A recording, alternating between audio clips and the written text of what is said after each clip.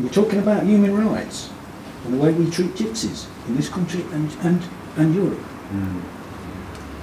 You know, what human rights have they got? Mm. See how they treat them. They've got, the papers and the media can say anything against them.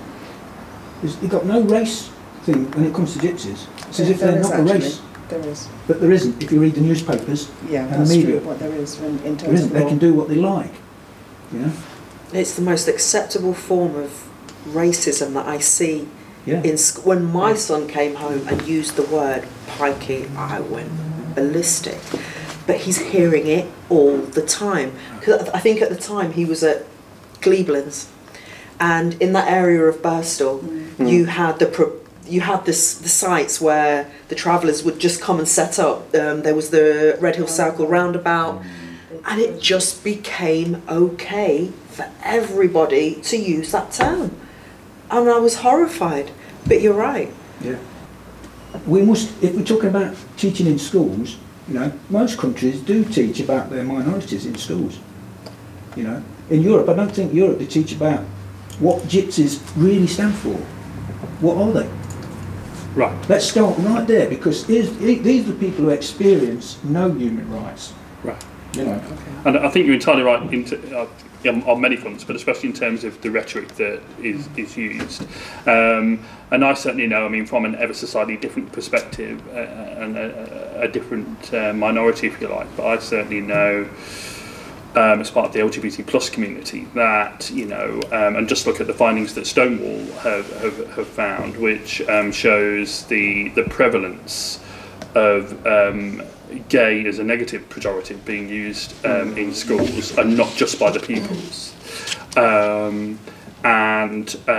You know, and so I think we need to, teachers need to be, you know, clamping down on that kind of rhetoric of the kind that both you and I have referenced when they hear it, and that actually it's not just banter, which is what you always hear, but that, you know, if something is unacceptable or derogatory to any group of people, then it shouldn't be being used. No, I mean, I think this goes to the heart of the topic, actually. It shows that we can have legislation, but legislation in itself doesn't stop abuse, doesn't stop discrimination, doesn't stop racism. And the gypsies, I agree, have been on the receiving end of huge amounts of, I mean, where there have been gypsy camps, it's almost a sake of NIMBYism, isn't it? You know, let them be somewhere else. Why do they have to come here? And then they're stigmatised and prejudiced against because of the negative associations that go with their way of life, and that's imparted in the press all the time. It's not, you can't just turn around people's opinions that they as you said, constantly hear these terms. They're not, you know, children are like sponges in that respect. They will hear things from other people and they naturally imitate, don't they? Because that's how they learn. And we've got to challenge that. I remember as a teacher actually challenging a class when they used the word gay as you were saying, in a pejorative way. Right. And I was trying to make light of it. I said, well, why is that an insult? What does that actually mean? I'm trying to, and then of course they can't really come back with a sensible answer. I didn't want to go in too hard and say this is wrong, because they will just say, well, it's the teacher saying that. You know, you've got to be subtle about it, I think. But you have to make clear, I think, that it was unacceptable. I totally agree with that. Don't rich gays have more rights than poor gays? Yeah, of course. I think.